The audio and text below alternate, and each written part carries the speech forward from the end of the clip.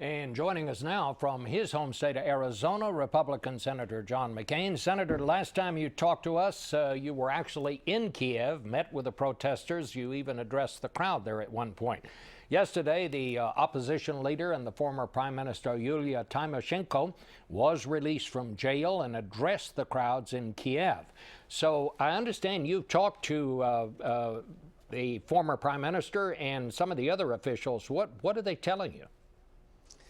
I've talked to them, including Vitaly Klitschko and Yulia Tymoshenko and Mr. Dasyuk.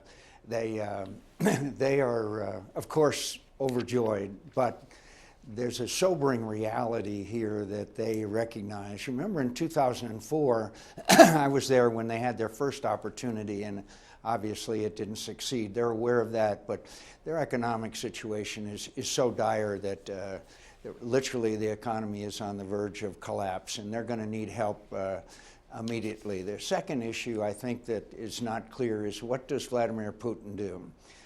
The eastern part of Ukraine is, especially with older people, more pro-Russian. Crimea is very Russian. Putin's major naval installation, Sevastopol, is there, and so what does Putin do here? I think the message has to be sent to him to let the Ukrainian people determine their own future, and a partition of Ukraine is totally unacceptable, and we need to act immediately to give them the economic assistance that they need based on reforms that are going to be required as well. It's going to be tough sledding. So we give them economic assistance. Is there anything else that the United States can do? I think to speak out, to make the message clear to Vladimir Putin that a partition of the country would not be acceptable. The Ukrainian people will determine their own future. They want to be Western, Bob. That's what this whole hundreds of thousands in the square was all about. They don't want to be Eastern.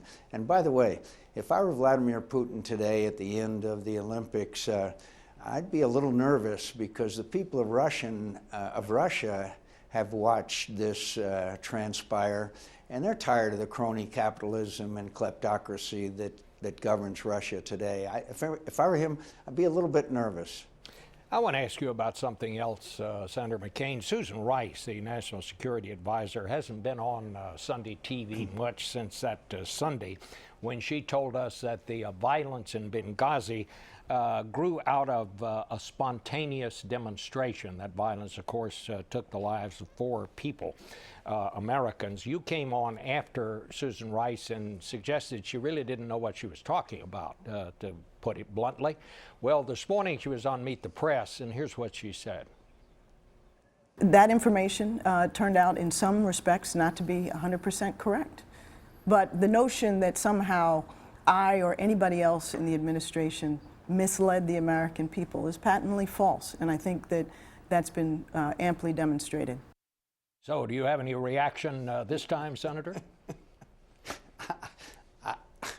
I'm almost speechless, because it's patently obvious, first of all, that Susan Rice had no reason to be on the program. She had no involvement in it. Second of all, she read talking points that we are now beginning to believe came from the White House, which were absolutely false. We now know that the director, that the CIA station chief on the ground sent a message immediately saying not spontaneous demonstration. And of course, the information was totally misleading, totally false, and for Susan Rice to say such a thing, I think it's a little embarrassing, to tell you the truth. Senator, I want to ask you about something you said the other day. You said that President Obama was, and I believe these are your words, the most naive president in history. Did you mean that literally, or how did you mean that? I meant it in my time in public life. When you look at the so-called Geneva farce, that was just a terrible joke, where we expected for Bashar Assad to come to Geneva and arrange for his own transition from power when he was winning on the ground, was ludicrous. We now find that as far as the Iranian nuclear issue, they are maintaining they are not going to dismantle a single centrifuge. The Palestinian-Israeli peace talks are obviously going nowhere, and American influence is on the wane throughout the world. I mean, the best example is yesterday or the day before, the president said that this had nothing to do with the Cold War, the issue, the situation in Ukraine.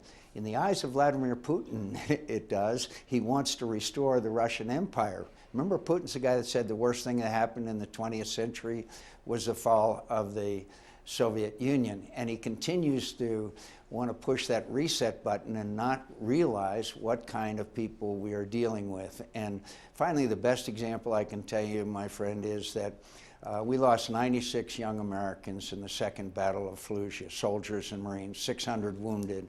We now, the black flags of Al-Qaeda fly over the city of Fallujah. All right. Well, Senator, it's always good to have you with us. Thank you so much for joining us.